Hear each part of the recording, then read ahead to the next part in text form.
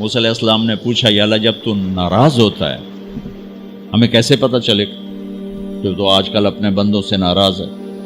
تو اللہ تعالیٰ نے فرمایا جب میں ناراض ہوتا ہوں حکومت بے وقوفوں کو دیتا ہوں، اجعل الملک فی صفہائہم، حکومت بے وقوفوں کو دیتا ہوں، والمال فی بخلائہم، اور پیسہ بخیلوں کو دیتا ہوں جو ذرا گن گن کے خوش ہوتے رہیں،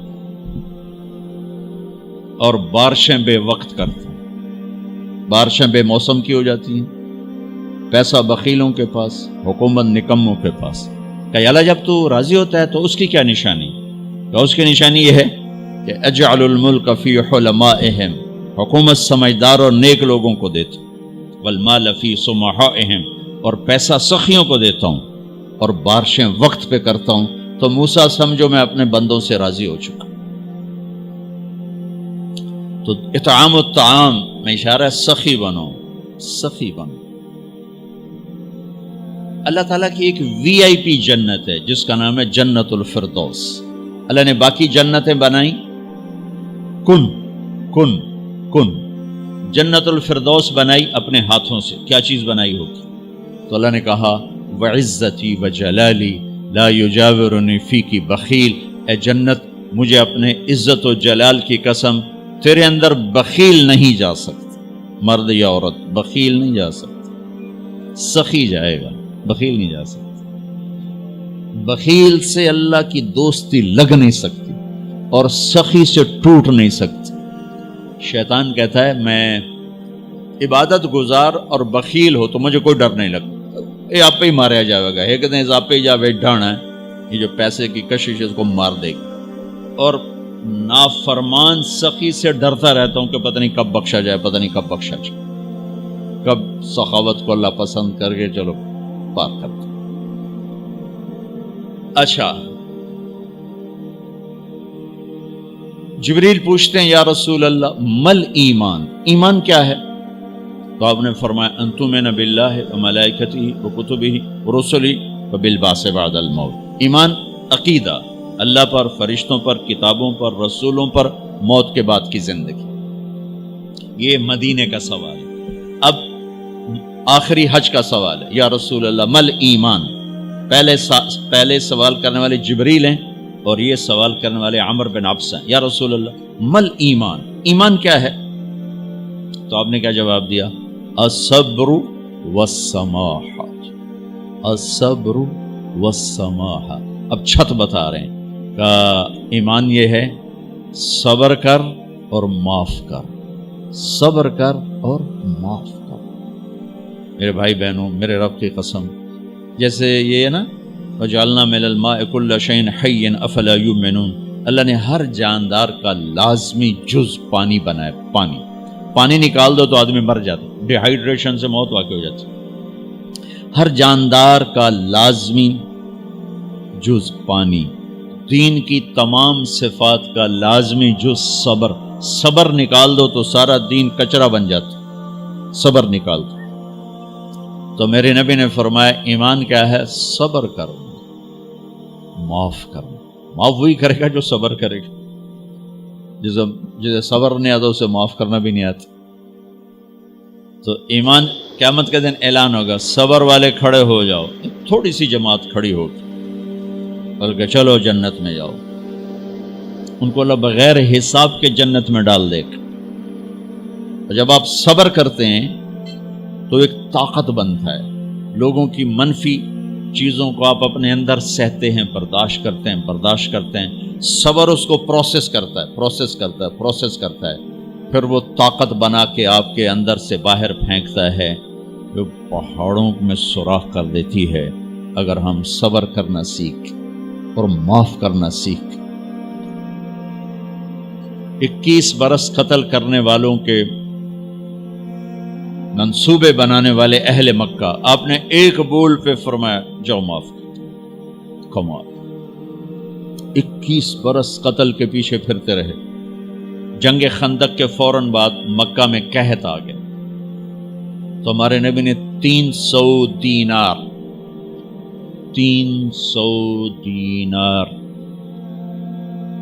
کوئی 10-15 لاکھ روپیہ بنتا ہے، آپ نے مکے میں ابو سفیان کو بھجوایا جو جنگ خندق کا سالار بن کے آیا تھا. آپ نے کہا مکے والوں میں کہتا ہے ان کو کھانے کھلاؤ میری طرف سے. تو ابو سفیان کہنے لگے واہ محمد تیرے قربان جاؤں، ہم تجھے قتل کرنے کے پیچھے پھر رہے ہیں، تو ہمیں کھانے کھلاتا پھرتا ہے. یہ میرے نبی کے اخلاق ہے، میرا نبی کو معاف کرنا ہے. آپ سوئے ہوئے ہیں، آپ کی تلوار اٹھا کر ایک بدو نے آپ کے پسلی میں ماری، آپ اٹھ کے بیٹھ گئے، تو کہنے کا کون بچائے گا، یعنی میں تیار ہو جا. تو آپ نے کہا اللہ. آپ نے کہا اللہ، تو اس کا ہاتھ کانپا اور تلوار گر گئی. تب آپ نے اٹھا لی، آپ نے ایسے سیدھی کی، اب تو بچا، تو بتا تجھے کون بچائے. تو کہنے لگا میں تو ہی بچاونا ہے، اور کہیں بچاونا. تو آپ نے کہا کلمہ پڑھتے ہو؟ کہنے لگا نہیں پڑھتا. اب تو آپ اس کی گردن اڑوا دے، یہ خود ہی اڑا دیتے جو کہہ رہا میں کلمہ نہیں پڑھتا ہوں. قتل کے ارادے سے آنا ہی اس کے قتل کے لیے کافی تھا.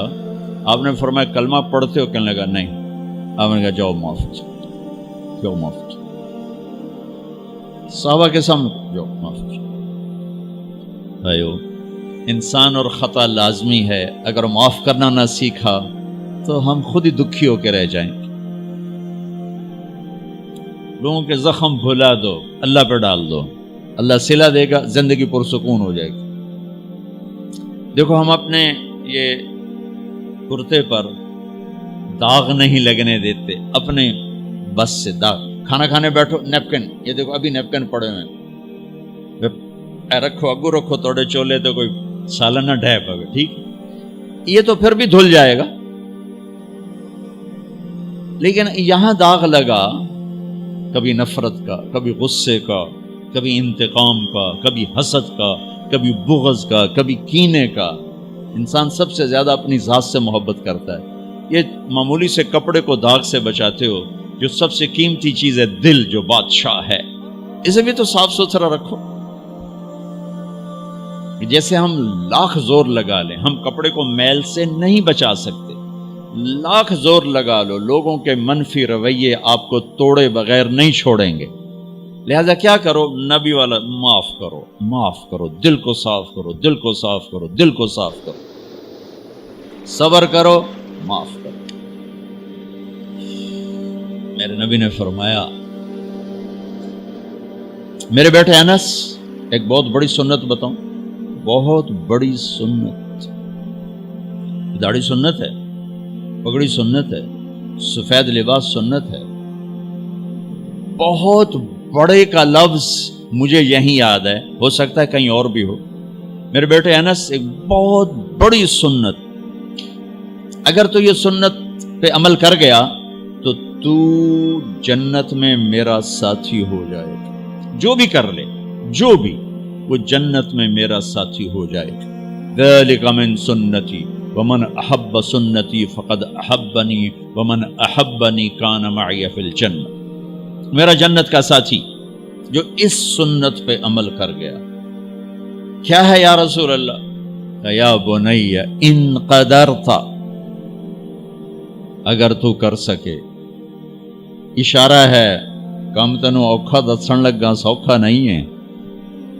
ان قدرت، اگر تو کر سکے. ان استطاعت، دو لفظات کہ بیٹے کام اوکھا ہے، لیکن دیکھو تمہیں ملے گا کیا؟ جنت نہیں، جنت میں نبی کا پڑوس ملے گا. ایڈا وڈا کام تیرا نا، دیکھو نا 4-5 لاکھ نالتا ایتھے ہن ایک گز نہیں لبدا، تے کوئی بندہ بوجھ پا کے آ جائے لاکھ روپے دا 2000 گز دا بنگلہ لے دیو تو اکثر پاگل خانے گلو ہیں.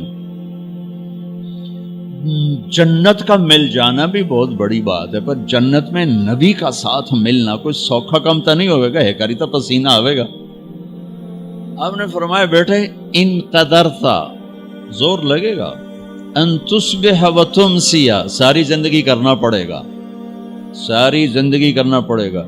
داڑھی تو ایک دفعہ رکھ لی ہے، اب تھوڑی صفائی ستھرائی ہے، لیکن یہ روزانہ کرنا پڑے گا، صبح شام کرنا پڑے گا، ساری زندگی کرنا پڑے گا. اور تو اس میں تھکے گا. کیا ہے؟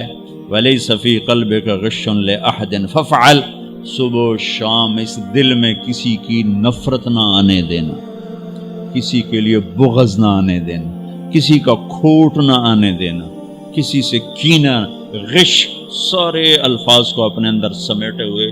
اور میرے نبی کی عجیب بات، لے احد، لے احد، لے احد، کسی بھی انسان، مسلمان نہیں کہا، مومن نہیں کہا، نیک آدمی، نیک عورت نہیں، کسی بھی انسان، لے احدن. آج لے احد 7 ارب انسانوں پہ بولا جا رہا ہے. میرے نبی فرما رہے ہیں، میرے بیٹے، دنیا کے تمام انسانوں سے دل صاف رکھنا. کیا ہوگا؟ چاہیے تو جنت میں میرا ساتھی بن جائے. تو بھائیو بہنوں، ایمان کو مکمل کرنا ہے تو صبر کرنا سیکھو، معاف کرنا سیکھو، چپ رہنا سیکھو. ساز خاموش ہیں، فریاد سے معمور ہیں. جواب دینا تو کیا مسئلہ ہے، طاقت چپ رہنے پہ لگتی. کوئی ابھر جائے، بیٹا ابھر جائے، بیوی ابھر جائے، خامد ابھر جائے، چپ ہو جاؤ، گزار دو اس طوفان کو. واپسی میں ایمان کی وہ اللہ حلاوت مٹھاس دے گا، ساری زندگی محسوس کرتے پھرو. یہ صفت بھی معاشرے میں کوئی نہیں، نہ کوئی معاف کرنا جانتا ہے، نہ کوئی صبر کرنا جانتا. تو یہ میں وہ چیزیں بتا رہا ہوں جو معاشرے میں کوئی نہیں ہے. میں اور آپ کر لیں گے تو ہماری قیمت بڑی لگ جائے گی. تو اسلام کی ابتدا بھی بتا دی، انتہا بھی بتا دی. ایمان کی ابتدا بھی بتا دی، انتہا بھی بتا دی. یہ شروع ہوتا ہے عبادات سے، عقائد سے، اور مکمل ہوتا ہے اخلاق پر، درگزر پر، اخلاق کی تمام صفات پر.